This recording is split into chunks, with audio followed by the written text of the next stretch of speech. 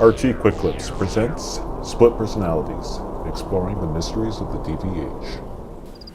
The DVH, a mysterious tool and frontier barely explored. A wondrous tool. Thanks, movie announcer, for the intro, but I can take it from here. Hello, and welcome to RT Quick Clips. Today I am joined with Conservative Planner, and I'm also joined with Liberal Planner. Today we're going to explain the DVH.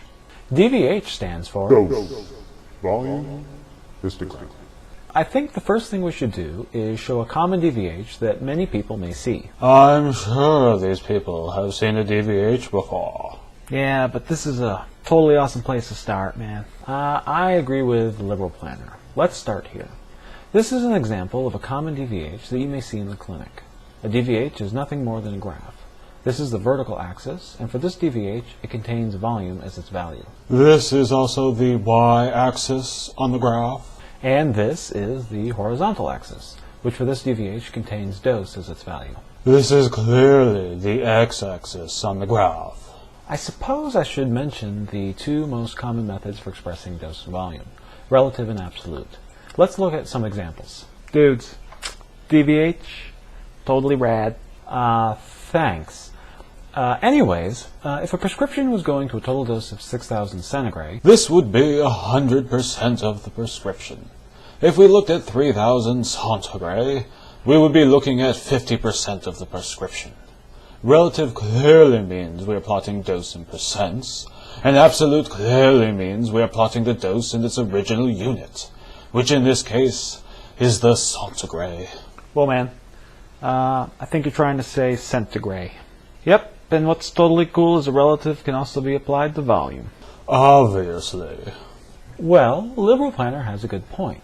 In fact, it's usually more common to see volumes on DVHs expressed as relative instead of absolute. And it's because of this that contouring is so exceedingly important, which I'm afraid very few people comprehend. Can't believe I'm about to say this, but dude, I agree with you. Well, at least the part about contouring being extremely important anyways. This is a very good point. Let me give an example to help illustrate this better. Let's say a clinic always looks at relative volume for lungs. If your DVH marker is that 25% of the lungs cannot exceed a certain dose, this number can be skewed if you didn't contour all the lungs. If you contoured only part of the lungs, then the DVH in this example may read something much higher. Determining how your clinic contours specific structures is critical to make sure your dose evaluation is consistent, especially if you're looking at a relative volume. I guess next we should go over on how to convert from absolute to relative and vice versa. Since this is the math portion of the program, I think I'm the only one qualified to go over this. Okay then, take it away.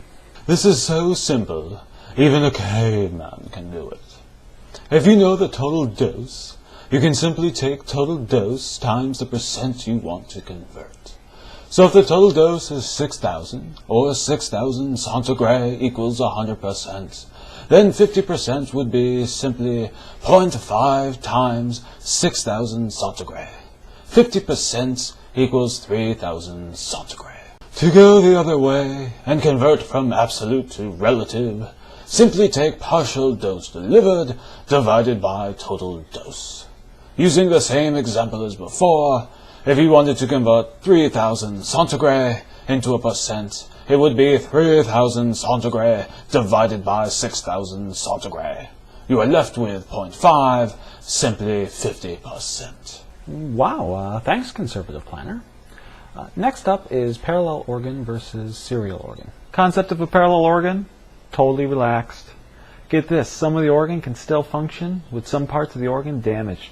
How cool is that? Kidneys are a perfect example of this. Part of the kidney gets damaged, the other part can still function. Totally awesome. The concept of a serial organ is much more my style. If one tiny part of the organ goes over a specific dose, then the rest of the organ won't be able to function. It's a total shutdown of the organ. The spinal cord is a good example of this. If part of the cord goes over a specific dose, then the patient could become paralyzed. waste.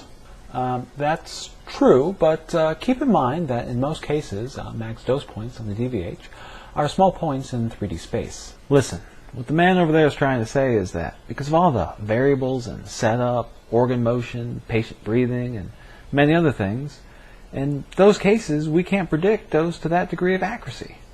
Like instead we should pick a volume that matters, like 1 cc or 5 cc's or even perhaps 5% of the volume. The idea is that we need to pick a significant volume that represents a good max dose. The liberal planner could not be more wrong. Maximum point dose is the only way to go. After all, this represents worst case scenario. Better to err on the side of caution, I always say. Well, the bottom line is that different places use different methods for talking about max dose points. Sometimes they use different methods for different organs. They may use point dose for the cord, and maybe they'll use 1 cc or 5 cc or 5% for small bowel. Warning, please check with the institution on how max doses are handled. No refunds are issued for the statement. Minimum dose is the same idea as max dose, except this is a point that is getting the lowest dose in the organ. Some clinics use this data for PTV coverage. This, however, has the exact same limitations as maximum point dose. Mean dose is sometimes used as well. This is the average dose that the whole organ is receiving. Dude, I think it's totally time we show these people how to read a DVH. That is an excellent idea. It's about time. Here's a DVH comparing the same PTV with two different plans. For a PTV, you are looking for a nice straight line. This means good coverage and not a lot of hot spots, and a nice homogeneous dose distribution inside the PTV. Clearly this PTV is much worse. Look how horrible the line looks. It has horrible coverage and horrible hotspots. I wouldn't be surprised if Liberal Planner did that one. Let's look at a DVH in absolute volume. You can notice this by seeing the volume axis in cc's. This next section can be a bit confusing. You may have heard of terms such as D95%, D5cc's, V95%, V20 gray, and other such dose constraints. Better let me handle this one. Need someone mellow to explain this. Besides, like this is pretty easy to remember. If you hear D, you're always looking for a dose. If you hear V, you're always looking for a volume. And that, my friends, is how it's done. Wow, Liberal Planner, that is pretty easy to remember. Well, then, I guess it's time to see some examples. Booming moving voice, take it away.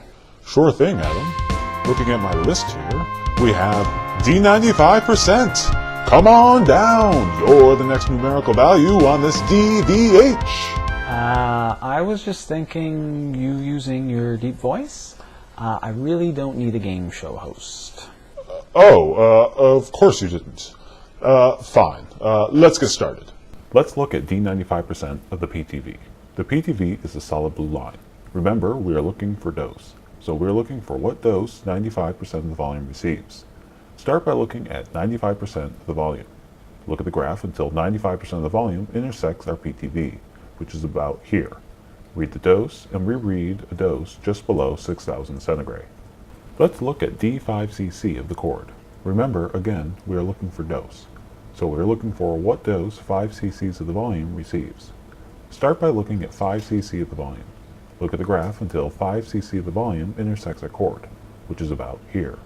Read the dose and reread the dose below 3,000 centigrade, and for this example is about 2,900 centigrade. Let's look at V98% of the PTV. The PTV is the solid blue line.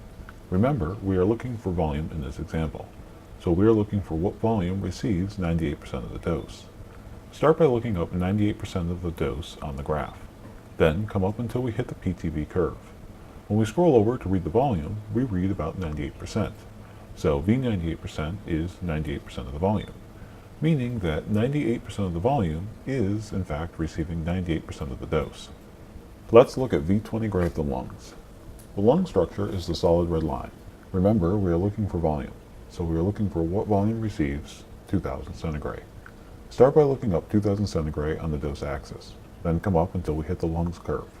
When we scroll over to read the volume, we read about 45%.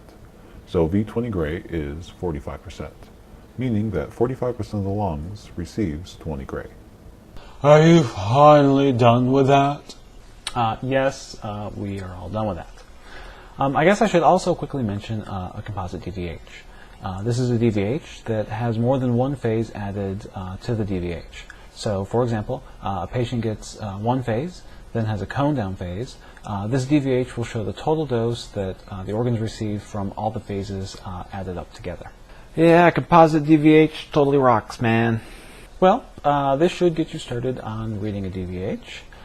Thanks for joining Liberal Planner, Conservative Planner, and myself on explaining DVHs. If you have more questions, feel free to email me at adam@rt-review.com. If you haven't already, be sure to check out the website rt-review.com. Thanks for watching.